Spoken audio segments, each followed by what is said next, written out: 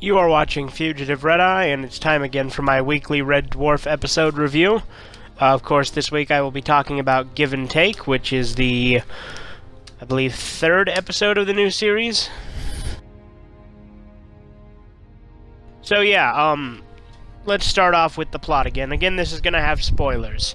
So, the plot initially starts out with the dwarfers coming across another ship that supposedly has this super smart medical droid on board. Now, they of course go in, and that medical droid seems to steal Lister's kidneys. Slayer. And Rimmer accidentally destroys them when shooting back.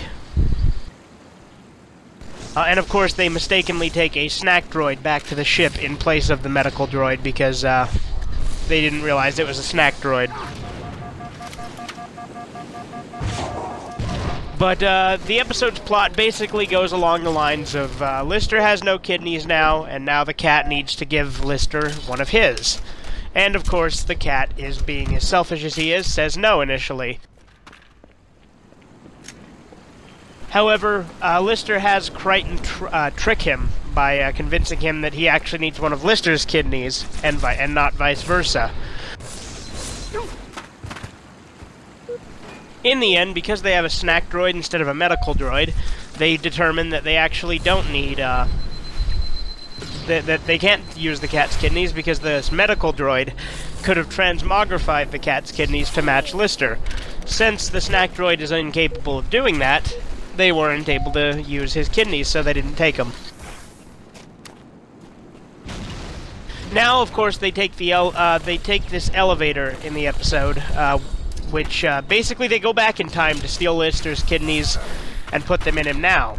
Which, the thing I find odd about that is if they stole his kidneys and that's why he was missing them, who the hell's kidneys did the medical droid have on the table? But regardless, they of course do not explain that. I don't know whose kidneys they were on the table, but Lister has kidneys again, and the medical droid obviously got destroyed when the ship got blown up, as did the kidneys of whoever that was.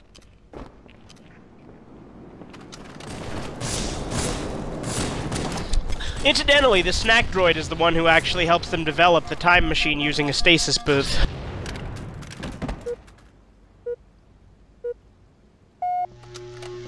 It was a very funny episode, as these all have been. There's a few things that, like I said, the whole kidneys thing, I don't know whose kidneys were on the table if they weren't Lister's, but whatever. Regardless, I do think it was a very good episode, and I loved the whole bit between Rimmer and the elevator, because the elevator basically had their past selves, basically had their future selves going up the elevator, and past Rimmer's bitching at it for taking too long. And that's actually what the opening scene for the episode was about, too. And I love the end of the episode, because the elevator, Rimmer promises he'll give it a promotion. But instead he gives it a demotion, and the elevator basically punishes him in the end. It's a very funny scene, and I'd recommend you see it if you haven't yet.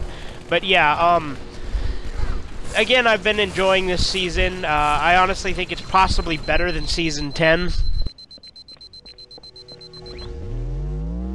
Definitely worth a watch if you're a true Red Dwarf fan, but obviously I will be doing another review next week for the next episode, which will be Officer Rimmer, if I'm not mistaken. So tune into that. I hope you've enjoyed this little review. Of course, as always, give me some feedback in the comments if you have any. Let me know what you thought of the episode, if you enjoyed it or not, or you know, anything that you could really, just anything you want to say in the comments. I'm not going to stop you, but yeah, this has been Fugitive Red-Eye, and smoke me a kipper. I'll be back for breakfast. Yeah, I guess I have more gameplay than I need this time. This is a little bit of a shorter review than my my usual Red Dwarf reviews, but there's not really a whole lot to say. This plot was a much simpler structure than I think the other ones were, but it worked really well, and I enjoyed it. So, as always, you have a fantastic day.